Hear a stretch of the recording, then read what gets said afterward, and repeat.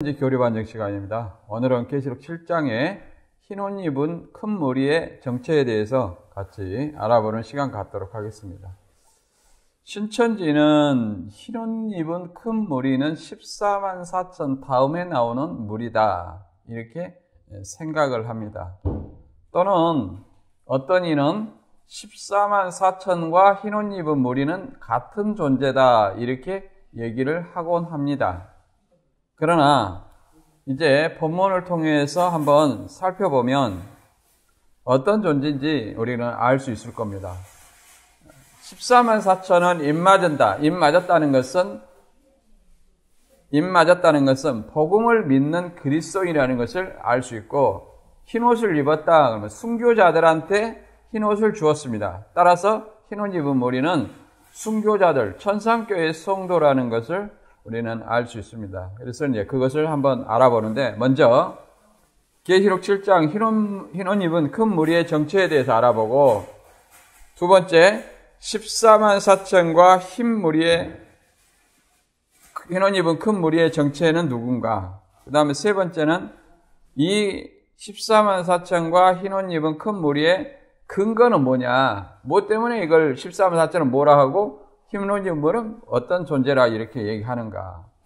이제 이런 것들은 결국 신천지에서 가르치는 것은, 교주들이 가르치는 것은 예수님과 사도의 말씀을 마치 이만희 씨의 말로 왜곡하여 교주의 말이 곧 성경 말씀이라는 착오를 일으키게 하여 신천지가 마치 성경적이다라고 라는 착각을 일으키게 하는 겁니다. 착각. 그래서 초등에 낱말 짜맞추기인 비유풀이를 배우고, 중등에 배도 멸망의 장공부를 하고, 그 초등의 낱말풀이와 중등의 배도 멸망 그 장공부를 통해서 그 같은 시각을 가지고 계시록을 장막성전과 신천지에 짜맞춰서 보게 되는 겁니다.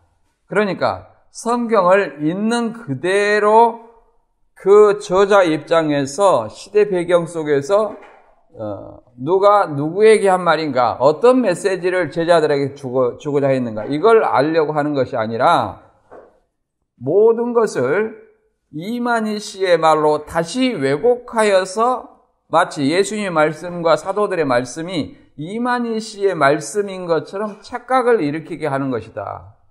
우리는 이걸 잘 분별해야 됩니다. 성경에 이만희 씨의 계시의 말씀, 실상의 말씀이 어디 있습니까?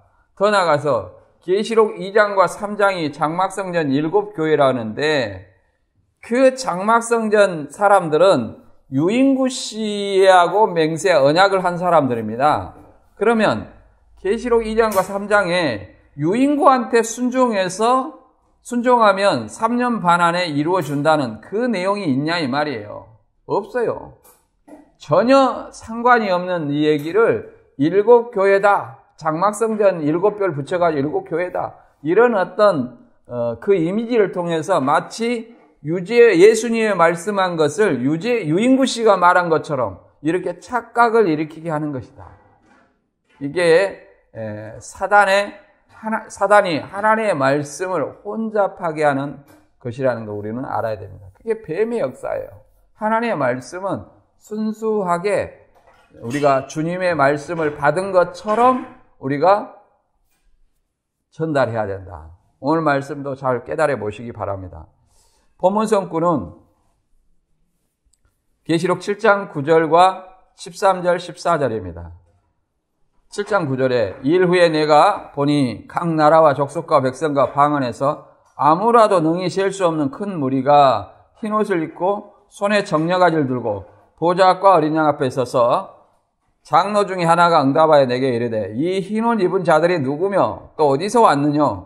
내가 가로되 내 주여 당신이 알리다 하니 그가 나더러 이르되 이는 큰 환난에서 나오는 자들인데 어린 양의 피에 그 옷을 씻어 희게 하였느니라, 이렇게 설명합니다.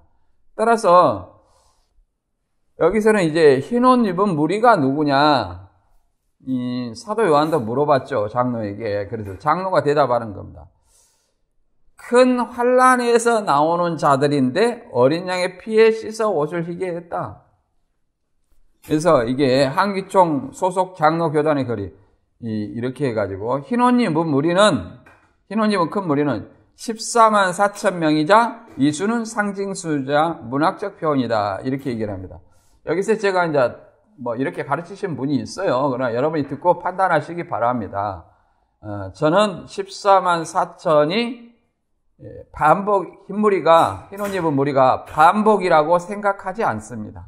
반복이라고 생각하지 않아요.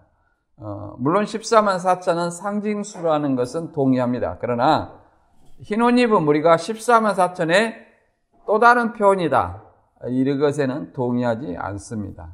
그러면 신천지는 예수님의 피의 말씀으로 그 마음과 행실을 씻고 각 교단에서 하나님께로 나온 자다. 그러면 이 말을 그대로 보면 그리스도인들이에요. 신천지가 이 말을 사용할 일이 없다 이 말이에요. 왜 그러냐면 각 교단에서 하나님께로 나왔다. 그러면 교단에서 하나님께로 나오는데 왜 신천지로 가야 돼? 예수님은 이만희 씨의 말씀으로 마음과 행실을 씻고 하나님으로 나왔다. 그러면 이만희 씨한테 가야 되죠. 그러나 예수님의 피의 말씀으로 마음과 행실을 씻고 하나님께 나온 자라면 이거는 그리스도인이다. 그리스도인이다. 이렇게 얘기할 수 있는 것이 이것이 마치 신천지인 양 신천지가 예수님을 팔아먹는 역할을 하고 있다는 사실을 우리는 알아야 돼요. 이제 이걸 본격적으로 한번 알아보도록 하겠습니다. 첫 번째, 계시록 7장에 흰옷 입은 큰 무리의 견해는 이제 신천지의 견해가 있고 또 다른 어떤 견해가 있죠. 또 제가 말하는 어떤 견해도 있습니다. 한번 여러분들이 듣고 판단해 보시기 바랍니다. 계시록 7장 흰옷 입은 큰 무리의 정체는 누구냐? 이제 14만 4천의 반복이다. 14만 4천을 상징한다. 이렇게 얘기를 합니다. 그래서 어떤 목사님은 이렇게 설명하죠. 신천지가 이걸 한기총 주장이라고 비판하는 내용입니다. 14만 4천이 어떻게 나오느냐? 구약의 12지파, 신약의 12제자, 그 다음에 많다는 개념 1000을 더해서 14만 4천이 나온다. 이렇게 얘기를 합니다. 물론 이렇게도 볼 수 있는 견해가 있죠. 그러나 이들이 14만 4천이 인맞은 존재라는 것은 인이라는 것은 뭡니까? 복음을 믿는 것이 인맞은 것이에요. 그러니까 복음을 믿는 자라는 사실을 알아야 돼. 이 이스라엘 14만 4천이. 따라서 구약의 12지파가 복음을 믿었느냐? 아니라는 거예요.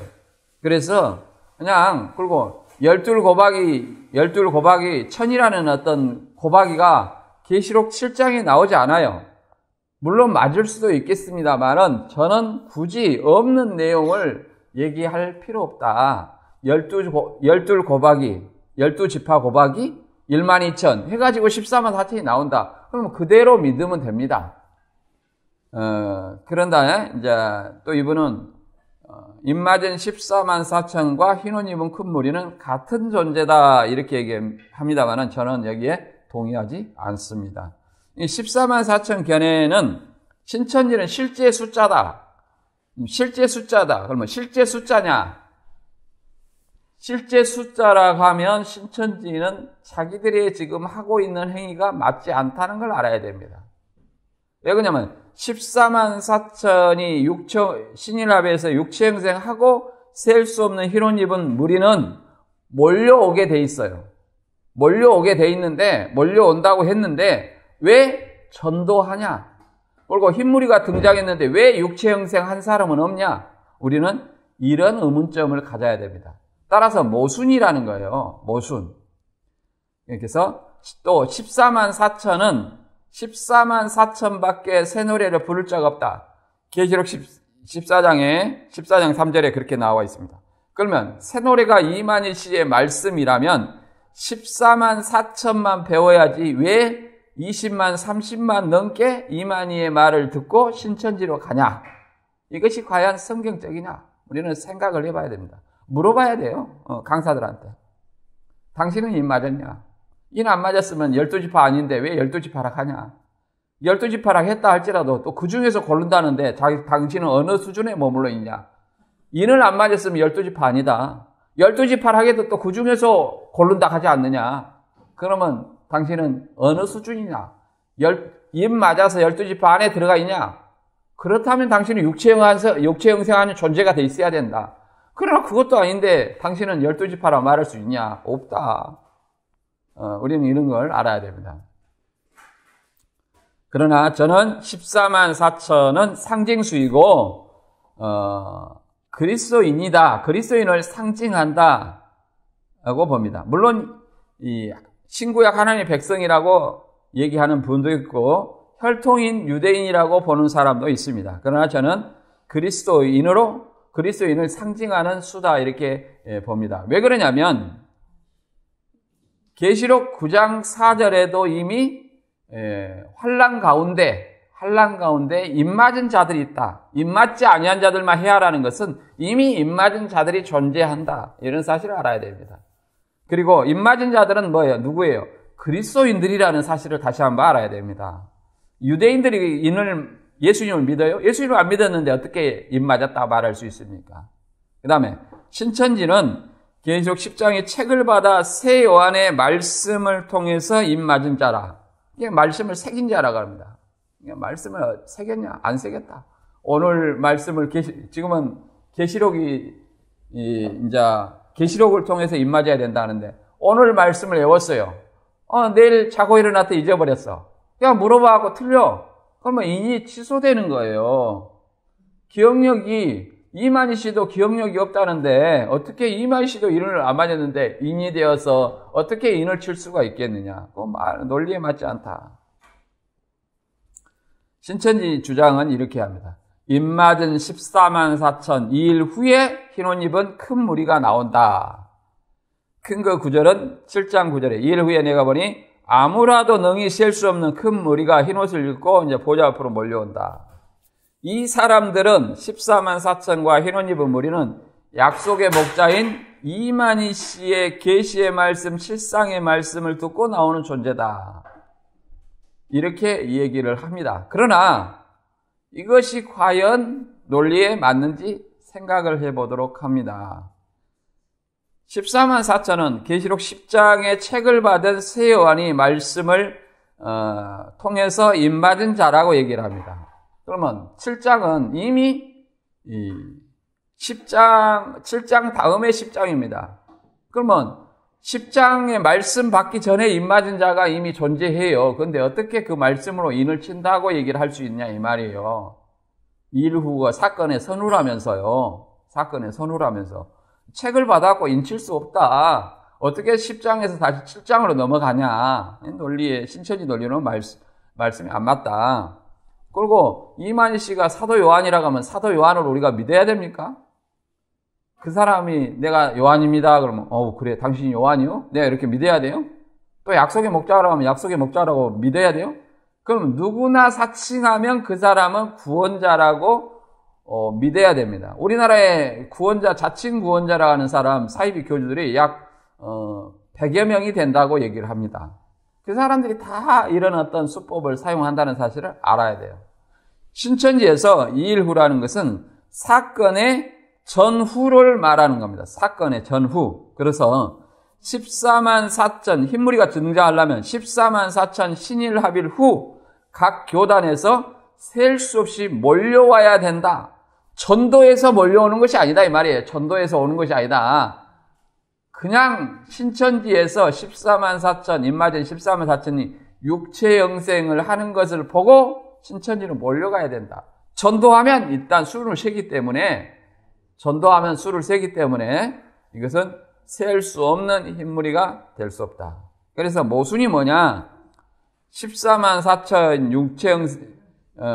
4천이라고 주장하지만 14만 4천은 육체 영생하지 않고 육체 영생하지 않으면 흰무리도 몰려올 수 없다는 사실을 알아야 돼요. 14만 4천이 육체 영생하지 않았는데 어떻게 흰무리가 몰려올 수 있냐? 지금은 이렇게 말합니다. 흰무리를 전도하니까 먼저 14만 4천이 있어야 되지 않느냐? 그러면 14만 4천 누구냐? 누군지는 우리가 알 수 없으나 하나님은 아신다. 이런 회개망치한 말로 얘기를 한다 이 말이에요. 그리고 책을 7장에 입맞은 자를 10장에 가서 책 받아먹고 인친다? 이미 2일 후라고 그랬잖아요. 2일 후인데 이미 6째 나팔과 7째 나팔 사이에 책 받아 먹고 어떻게 다시 7장으로 가느냐. 논리에 맞지 않다. 그리고 흰 옷 입은 자는 예수님의 말씀으로 깨끗해졌다고 하는데 그 사람들이 예수님의 말씀으로 깨끗해진 자는 그리스도인들이지 기독교인들이지 왜 신천지라고 얘기하냐. 사기치면 안 된다. 두 번째, 14만 4천과 흰 옷 입은 큰 무리는 어떻게 차이가 있는가 봐도록 하겠습니다. 신천지는 14만 4천이 입맞은 후에 각 교단에서 신천지로 몰려온다. 이렇게 얘기합니다. 몰려오면서 몰려온다고 해야지. 사기쳐갖고 전도하면서 몰려온다고 하면 그걸 맞겠냐 이 말이에요. 2일 후는 사건의 선후를 나타내기에 14만 4천과 흰무리는 같지 않다. 14만 4천이 예수님의 재림할 때 구속받은 존재라면 이게 신천지는 영벌이 없는 거예요. 영벌이 없으니까 예수님이 재림해갖고 영생하는 존재가 있고 그냥 계속 불못에 있는 자를 전도하는 거예요. 이 논리에 맞냐.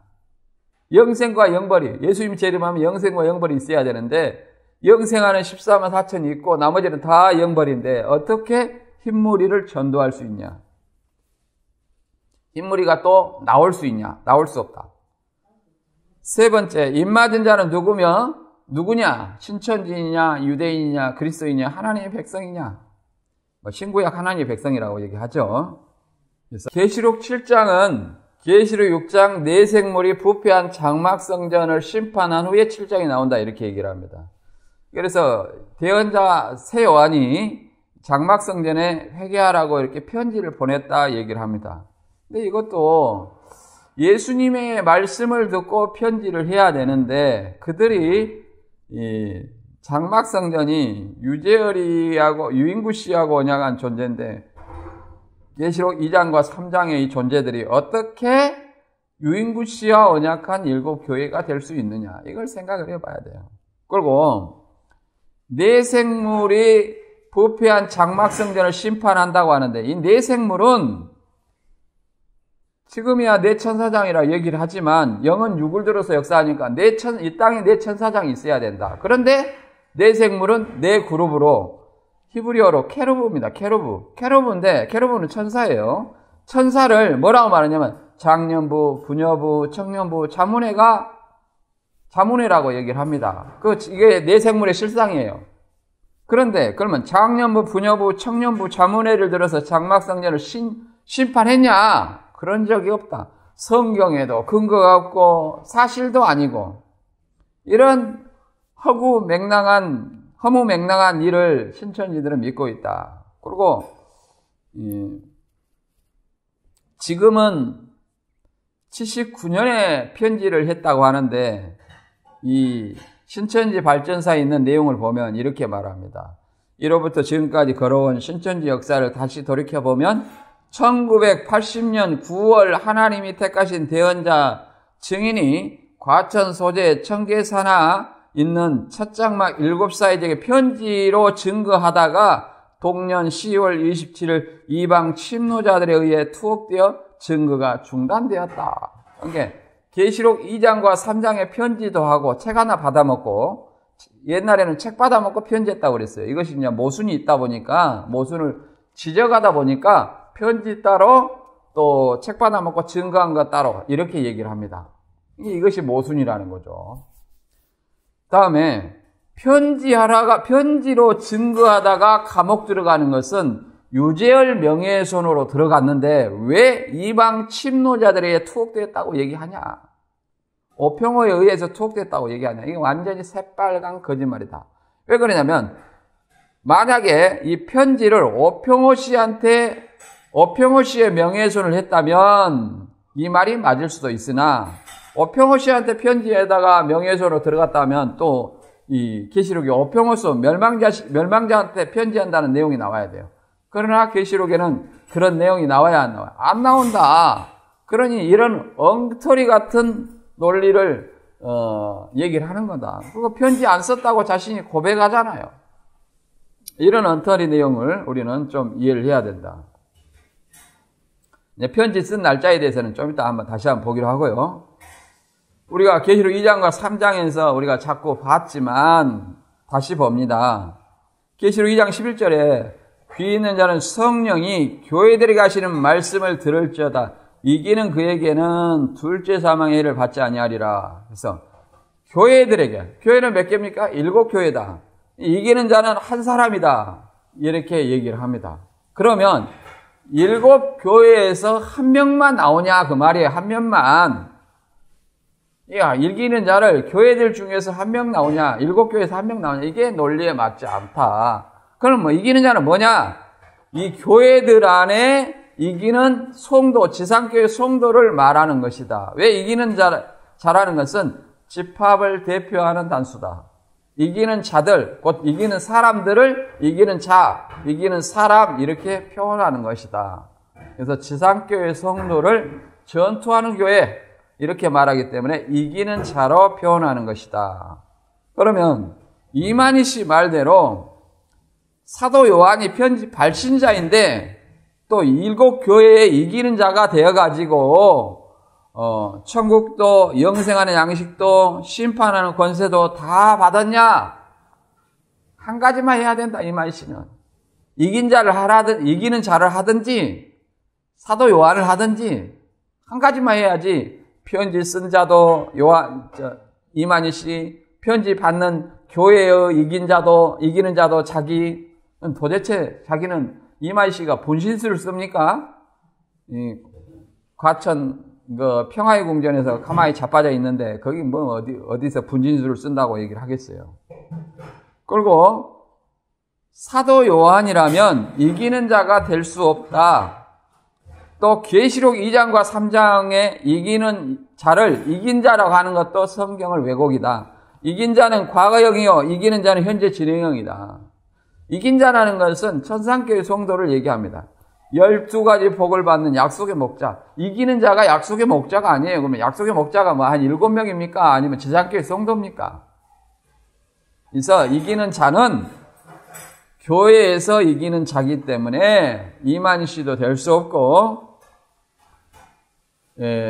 이긴 자를 감추었던 만나와 흰돌을 교회에 이기는 자에게 주기 때문에 이긴 자를 만나야만 구원도 천국도 영생도 얻을 수 있는 것이다. 이게 바로 사기다. 성경이 없어요. 이긴 자를 만나야만 구원도 천국 영생도 있다. 예수님을 만나야만 구원도 천국도 영생이 있는 것이지 무슨 이만희 씨를 만나야 구원도 천국도 영생이 있느냐. 이런 엉터리 같은 얘기를 우리는 믿어왔다는 거예요. 그러면 이만희 씨가 주장하는 어떤 계시록의 인물들이 과연 이만희 씨 한 사람으로서 그것을 감당할 수 있느냐? 분신술을 쓰지 않고는 이만희 씨라고 말할 수 없다. 모순이 드러난다. 예를 들어서 편지 발신자인 사도 요한은 소아시에 7개의 편지를 쓰죠. 근데 편지 수신자인 이긴 자도 이만희 씨라는 거예요. 그러면 편지 쓴 사도 요한도 이만희 씨, 편지 수신자 교회의 이기는 자도 이만희 씨. 이게 같이 동일하지 않아요. 동일이 인물이 아닌데 이만희 씨라는 거예요. 그럼 분신술을 쓸 수밖에 없다는 거예요. 또 더 나아가서 사대교회 흰옷 입은 자가 이만희 씨라는 거예요. 그러면 사대교회 흰옷 입은 자라면 편지 수신자의 6교회 이기는 자는 이만희 씨가 될 수 없고 편지 발신자인 사도 요한도 이만희 씨가 될 수 없다. 그리고 이만희 씨가 이긴 자라면 이긴 자는 과거형으로 순교자를 얘기합니다. 순교자. 이만희 씨가 순교한 자인가? 순교자면 나머지 사대의 흰옷 입은 자나 교회 이기는 자나 사도 요한이나 동일하지 않기 때문에 이것은 완전한 모순이다. 이만희 씨가 좋은 거 다 혼자 해먹으려고 하니까 이런 모순이 생긴다. 사칭을 해도 좀 머리가 있어야 돼요. 논리가 없으니까 이런 엉터리를 가르쳐고 그 무지한 이만희 씨보다 우리는 더 무지하니까 그 말을 듣고 신천지에 갔던 것입니다. 그래서 말씀을 무장하지 않으면 이런 어리석은 말도 믿게 된다. 그 다음에 최근에는 계시록 2장과 3장에 79년에 7교회에 편지를 보냈다고 얘기하는데 과연 79년에 편지를 보낼 수 있느냐 이 말이에요. 여기 노정에 보면 79년에는 78년부터 상경해가지고 사대교회에 들어갔다. 80년 3월 14일까지 사대교회에 있었다는 거예요. 사대교회는 누구예요? 백만봉씨를 주님 하면서 따라다녔다는 거예요. 그렇다면 어떻게 백만봉씨를 주님 하고 따라다녔는데 거기서 그냥 말로 하면 되지. 주님 회개하십시오 이렇게 얘기하면 되지. 왜 편지를 썼다고 하냐. 사기치지 마라. 그리고 80년 9월에 편지 썼다고 이게 최초입니다. 책 받아먹고 이때는 편지 썼다고 그랬어요. 책 받아먹고. 모순을 지적하니까 이제 따로 분리한 건데 80년 9월에 편지 써도 과연 편지 쓸 수 있는가 한번 보도록 하겠습니다. 자, 80년 9월에는 장막성전 신자들이 한 명도 남아있지 않아요. 근데 어떻게 편지를 씁니까? 자, 보세요. 67년에 유재열 씨 나갔고 69년에 솔로몬, 모세, 여호수아가 이탈했습니다. 시한부 불발로. 그 다음에 80년 3월에는 오평호 씨가 이제 당회장 앉아가지고 사무엘, 미가엘, 디라가 이탈했다고 합니다. 그러면 3월까지 이탈했기 때문에 80년 9월에는 하나도 존재하지 않는다. 유재열 씨는 75년 9월 6일에 감옥 갔고 누가 존재합니까? 아무도 존재하는데 누구한테 편지 썼다는 거예요. 논리에 맞지 않죠? 그 다음에 80년 3월 14일에 썼다고 해도 마찬가지입니다. 이미 80년 3월에 4명이 도망가고 3명은 도망가려고 준비하고 있는 거예요. 그날에.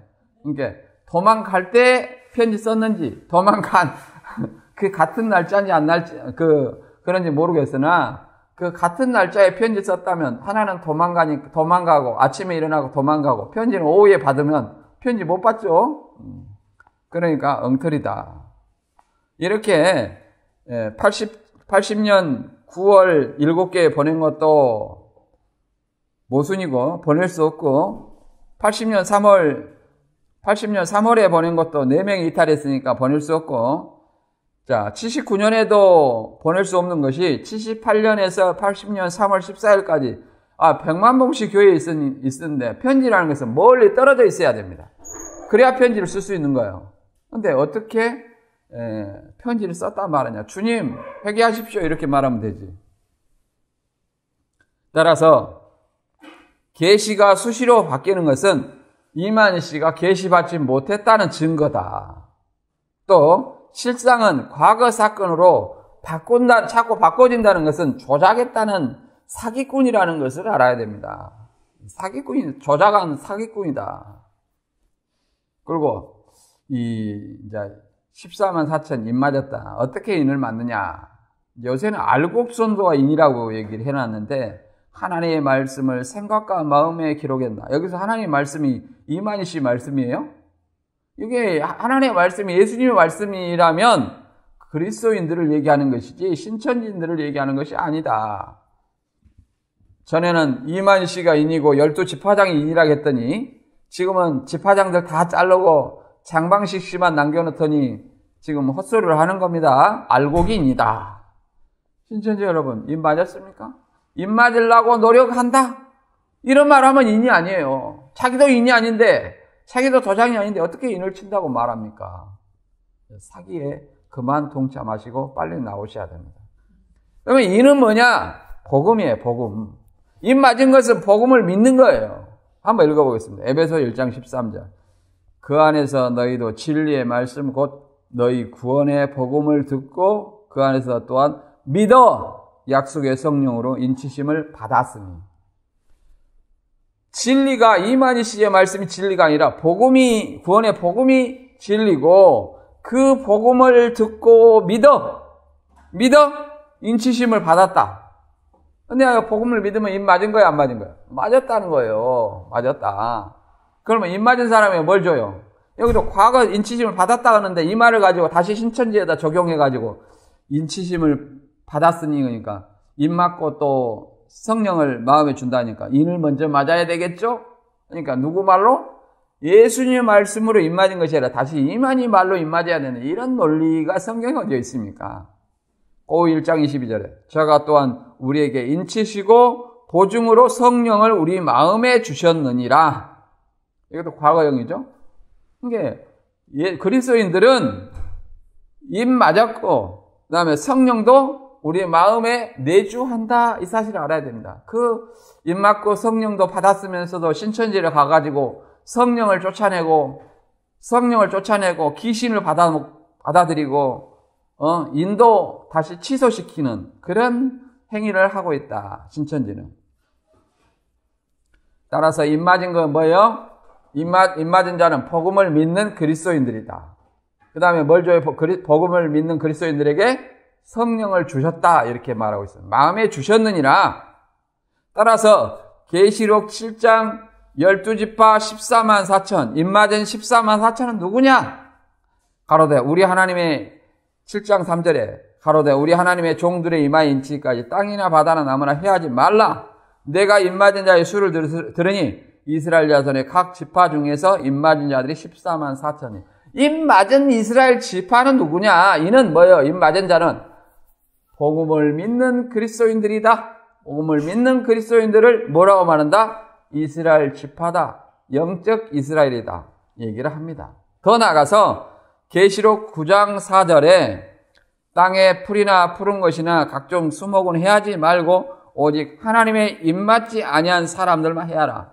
여기서 신천지 논리는 84년부터 인을 친다고 얘기를 합니다. 그러나 계시록 10장 다음에 인을 쳐야 되는데 지금 9장에 심판하는 가운데, 입맞지 아니하는 심판하는 가운데 인을 맞은 사람이 있다는 사실을 알아야 돼요. 환난 가운데 입맞은 사람들이 있다. 다시 말해서 환난 가운데 그리스도인들이 있다는 거예요. 입맞은 사람은 누구라고요? 그리스도인들이 있다. 이걸 사실을 이해를 해야 됩니다. 따라서 계시록 7장 9절에 아무라도 능히 셀 수 없는 큰 무리가 흰옷을 입고 손에 정려가지를 가지고 보좌 앞과 어린양 앞에 섰다. 이 말은 하나님의 말씀을 깨달은 각 교단에서 나온 사람들 이렇게 얘기했는데, 하나님의 말씀이 이만희 씨 말이 하나님의 말입니까? 아니면 예수님과 사도의 말씀이 하나님의 말입니까? 우리는 이걸 올바로 생각해야 돼요. 그리고 요한복음 15장 3절에 너희는 내가 일러준 말로 이미 깨끗했으니 내가 누굽니까? 이만희 씨입니까? 예수님입니까? 예수님이다. 예수님 말로 깨끗해졌으면 그 사람들은 그리스도인들이지 신천지인이 될 수 없다. 이게 무슨 성경에 더하고 있는 내용이라는 알아야 됩니다. 그래서 흰옷이라는 것은 옳은 행실, 의로운 행실. 그 다음에 세마포는 하나님이 준비한 것이다. 그래서 마태 22장의 예복을 입고 들어가는 거예요, 잔치집에. 그래서 예수님이 마태 22장의 비유에 뭐라고 말합니까? 임금이 손을 벌어 들어와서 친구여 어찌하여 예복을 입지 않고 여기 들어왔느냐? 그러면 예복을 입고 그리스도의 공동체에 들어와야 된다. 그 말이에요. 예수를 믿고 의롭게 되는 그 칭의의 옷을 입어야 된다. 그것으로 어린 양의 피에 씻어 희귀하여야 된다. 환난에서 나왔다는 것은 더 이상 이 세상 사람이 아니다. 왜 그러냐면 환난은 요한복음 16장 33절에 너희가 세상에서 환난을 당하나 담대하라. 내가 세상을 이겼느냐. 세상에 있는 동안에는 환난을 받을 수밖에 없다. 그럼 환난에서 벗어났다는 것은 뭐를 얘기하냐? 순교자다. 그리스도 안에서 죽은 자를 상징한다. 이렇게 이해를 할 수 있습니다. 여기서 모순은 뭐냐? 예수님의 말씀으로 깨끗하게 된 것이 왜 이만희 씨의 말로 둔갑을 하냐? 그리고 흰무리가 몰려오지 않아요. 14만 4천이 육주행생 하냐면. 그리고 전도하면 수를 세고 있다. 계시록은 셀 수 없는 말이라겠는데, 셀 수 없는 큰 무리라겠는데 왜 세고 있냐? 전도해가지고. 그리고 육체형생 하지도 않았는데 왜 흰무리가 몰려온다 하느냐? 안 돼, 사기다. 이마희 씨도 육체형생 못 해가지고 줄기세포로 생명을 연장하려고 하고 있는데 무슨 소리냐? 이 말입니다. 그 다음에 세 번째. 14만 4천과 흰옷 입은 큰 무리의 근거는 뭐냐? 이들의 정체의 근거는 뭐냐? 성경적인 근거. 14만 4천은 누구냐? 셀 수 없는 흰옷 입은 큰 무리가 신천지 교인이냐? 봐보세요. 물론 말했습니다만은, 약속의 목자의 말씀을 듣고, 영적 새 이스라엘 12지파를 창조해가지고, 세민족 14만 4천 명과 흰옷 입은 큰 무리가 되려고 신천지 왔다고 얘기를 합니다만은, 이것은 엄격하게 잘못된 존재다.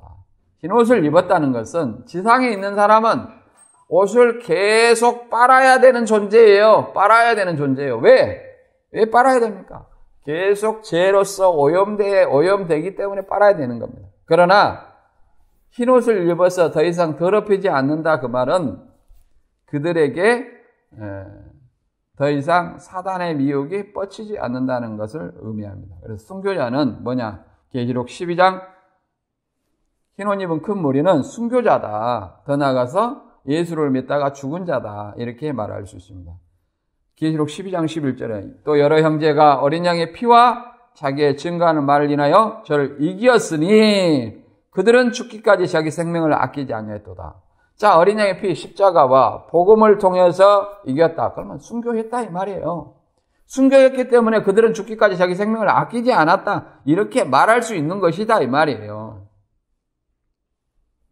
그러면 성경적인 근거를 한번 보도록 하겠습니다. 먼저 14만 4천. 계시록 7장 3절과 9장 4절에 입맞은 자는 14만 4천이고 계시록 9장 4절에 입맞지 아니한 자만 해야란 말은 입맞은 사람들이 이미 존재한다. 신천지는 84년 멸망의 기간에 입맞은 자들이 존재하지 않는다. 환란의 기간에 입맞은 자들이 존재하지 않는다. 이런 논리인데 계시록 9장 4절에 이미 환란의 기간, 멸망의 기간에 이미 입맞은 자들이 존재한다. 이는 뭐냐? 에베소 1장 13절에 여러분도 그리스도 안에서 진리의 말씀 곧 여러분의 구원하는 복음을 듣고서 그리스도를 믿었으므로 약속하신 성령의 날인을 받았습니다. 예수를 믿는 그리스도인이 입맞은 것이다. 고 1장 22절에 하나님께서는 또한 우리를 자기의 것이라는 표로 인치시고 그 보증으로 우리 마음에 성령을 주셨습니다. 우리는 하나님이 성령을 통해서 표로 인치시고 보증으로 뭘 줬어요? 성령을 주었다. 누구에게? 그리스도인들에게 그 말입니다. 그리스도인. 복음은 뭐예요? 이만희 씨의 말이 복음이 아니에요. 이만희 씨 말이 진리가 아니에요. 그리고 이스라엘도 마찬가지입니다. 입맞은 이스라엘이다. 이는 유대인이 입맞았다 얘기하지 않습니다. 이는 복음을 믿는 자를 입맞았다 얘기를 하기 때문에 히브리서 8장 9절에서 새로운 이스라엘이 등장을 합니다. 또 주님께서 말씀하신다. 이 새 언약은 내가 그들의 조상의 손을 잡고 이집트 땅에서 인도하여 내던 날에 그 조상들과 맺은 언약과 같은 것은 아니다. 그들은 내 언약을 지키지 않았으므로 나도 그들을 돌아보지 않았다. 또 주께서 말씀하신다. 그날 뒤에 내가 이스라엘 집과 맺을 언약은 이것이니 나는 내 율법을 그들의 생각에 넣어주고 그들의 마음에다가 새겨주겠다. 그리하여 나는 그들의 하나님이 되고 그들은 내 백성이 될 것이다. 새 번역에 이렇게 기록됐습니다. 그러니까 새 언약한 이스라엘, 첫 언약한 이스라엘은 출애굽한 그날에 어디에서? 시내산에서 모세를 통해서 짐승의 피로 율법으로 세웠습니다. 그게 첫 언약이에요. 그러나 새 언약은 예수님이 유월절 전날 밤에 떡과 포도주로 새 언약을 세웠고 다음에 예수님이 십자가 희생함으로 새 언약의 효력을 발휘했습니다. 그러므로 예수 그리스도를 믿는 자는 이미 새 언약 백성이요. 그 새 언약 백성을 다른 말로는 이스라엘 집과 유다 집이라고 얘기를 하는 겁니다. 이스라엘 집과 유다. 백성을 얘기하고죠. 하나님의 백성의 칭호가 이제는 영적 이스라엘과 영적 유대인이라고 얘기하는 거예요. 영적 유대인. 그래서 계시록 7장에 이스라엘이 입맞은 이스라엘이면 유대인입니까? 그러면 입맞았다. 그러면 복음을 믿는 유대인이어야 되는데 유대인이 복음을 믿냐 이 말이에요. 복음을 믿는 사람들은 그리스도인이라고 칭하고 있습니다. 이스라엘은 하나님의 백성의 칭호를 이스라엘이다. 영적 이스라엘이다. 또 영적 이스라엘 12지파다. 또는 영적 유대인이다. 이렇게 칭하는 겁니다. 로마서 9장 8절에도 이렇게 얘기합니다. 이것은 곧 육신의 자녀가 하나님의 자녀가 되는 것이 아니라 약속의 자녀가 참 자손으로 여겨지리라는 것을 뜻합니다. 얘기를 합니다. 로마서 9장 6절에 이렇게 합니다. 이스라엘에게서 난 그들이 이스라엘이 아니요. 하나님의 말씀이 폐하해진 것 같지 않도다. 이스라엘에게서 난 그들이 이스라엘이 아니요. 그 말은 이스라엘에는 야곱입니다. 야곱의 이름이 이스라엘이에요. 그럼 야곱의 자손들이 뭐예요? 야곱에게서 난 그 12아들이 뭐예요? 이스라엘이라고 얘기를 했었죠. 그러나 이제 그 야곱의 이스라엘이 아니고 또 아브라함의 씨가 다 그 자녀가 아니다. 오직 육신의 자녀가 하나님의 자녀가 아니라 오직 약속의 자손이다. 그러면 아브라함의 씨가 이스마엘과 이삭이 있어요. 이 이스마엘은 아브라함과 종의 관계를 통해서 육신을 통해서 낳기 때문에 육신의 자녀라 얘기합니다. 곧 육신의 자녀는 유대인을 얘기하는 거예요. 혈통. 그러나 이삭은 육신의 관계 속에서 태어나지 아니하고 하나님의 약속으로 태어났기 때문에 이삭을 약속의 자녀다 이렇게 얘기를 하는 겁니다. 또한 로마서 2장 28절과 29절에는 표면적 유대인이 아니요 이면적 유대인이라고 얘기를 합니다. 그래서 이것은 야고보서 1장 1절에도 흩어져 있는 이스라엘 12지파에게 문안하노라. 이 말은 흩어져 있는 이스라엘 12지파에게 문안한다는 것은 다시 말해서 디아스포라 유대인, 혈통적 유대인을 얘기하는 거 아니에요. 2절에 보면 형제들아 이렇게 나와 있어요. 곧 그리스도인들을 형제들이라 말하기 때문에 이스라엘 12지파는 그리스도인들을 얘기하는 것이다. 따라서 이것은 성경 어디를 봐도 이만이 말씀으로 입 맞았다는 말은 성경에 어디에도 없다.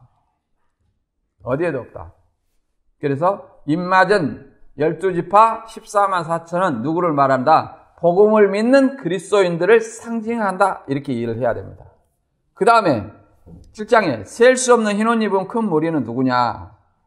7장 9절 이후에 이제 각 백성과 나라에서 아무라도 셀 수 없는 큰 무리가 흰옷을 입고 이제 보좌과 어린 양 앞에 나옵니다. 그런데 13절과 14절에 장로 중에 하나가 응답하여 내게 이르되 이 흰옷 입은 자들이 누구며 어디서 왔느냐 얘기를 하니까 내가 가로되 내 주여 당신이 알리다. 내가 그가 나더러 이르되 이는 큰 환란에서 나오는 자들인데 어린 양의 피에 그 옷을 씻어 희귀하였느니라 이렇게 말합니다. 근데 환란은 요한복음 16장 33절에 너희가 세상에서 환란을 당하나 담대하라. 내가 세상을 이겼노라 하시니라. 세상에 있을 동안은 그리스도인들은 환란을 당하게 돼 있다. 환란에 나가게 있다. 또 환란에서 나왔다 그 말은 더 이상 환란 속에 있지 않다. 바꿔 말하면 세상 사람이 아니다 그 말이에요. 그러면 누굽니까? 순교자고 그리스도 안에서 죽은 자라는 말을 하고 있는 것입니다. 그래서 이들이 지상교회 성도가 아니라 천상교회 성도라는 것을 알 수 있고 또 더 나아가서 흰옷을 입었다는 것은 계시록 6장 11절에 보면 계시록 6장 9절부터 읽어보면 하나님의 말씀과 예수의 증거를 인하여 목배임을 받은 자가 제단 아래서 기도를 합니다. 우리 피를 신원하여 주냐 하시기를 어느 때까지 하시렵니까? 그러니까 흰 두루마기를 하나 줬어요. 그럼 누구한테 흰 옷을 주는 겁니까? 순교한 자들한테 주는 겁니다. 그래서 이 흰옷 입은 셀 수 없는 흰 무리는 누구다? 순교자들이다. 또는 천상교회 성도다. 이렇게 말할 수 있다. 6장 11절에 보면 그래서 이렇게 말하고 있습니다. 그들은 흰 두루마기를 한 벌씩 받아가지고 있었습니다. 그들은 그들과 같은 동료 종들과 그들의 형제 자매들 가운데서 그들과 같이 죽임을 당하기로 되어 있는 사람의 수가 차기까지 아직도 더 쉬어야 한다는 말씀을 들었습니다. 이게 이제 1차적으로 순교자들한테 뭘 줘요? 흰옷을 준다. 더 나아가서 죽임을 당한 수가 차기까지 그러니까 14만 4천의 수가 차기까지 이렇게 가르쳤었는데 이게 14만 4천 이 땅에 있는 14만 4천 신천지를 얘기하는 것이 아니라 일단 순교자들은 누구예요? 천상교회 성도들이고 그들과 같이 순교자들과 같이 죽임을 당한다는 것은 이 지상의 교인들이 순교를 앞으로 당한다는 것을 얘기를 하고 있습니다. 언제까지? 수가 차기까지 하나님의 만족할 때까지 이를 수가 차기까지로 표현했습니다. 그래서 순교자들은 천상교회 성도들이다. 또 다른 말로 이기는 자가 아닌 이긴 자다. 이렇게 말할 수 있습니다. 계시록 3장 5절에도 이기는 자에게 흰옷을 입을 것이다. 이렇게 설명하고 있습니다. 이기는 자는 이와 같이 흰옷을 입을 것이요 내가 그 이름을 생명책에서 반드시 흐리지 아니하고 이렇게 말하고 있습니다. 따라서 흰옷을 입었다 그 말은 순교자다. 이렇게 이해를 해야 됩니다. 그 다음에 계시록 7장 16절과 17절에 이 순교자들은 어떤 존재냐.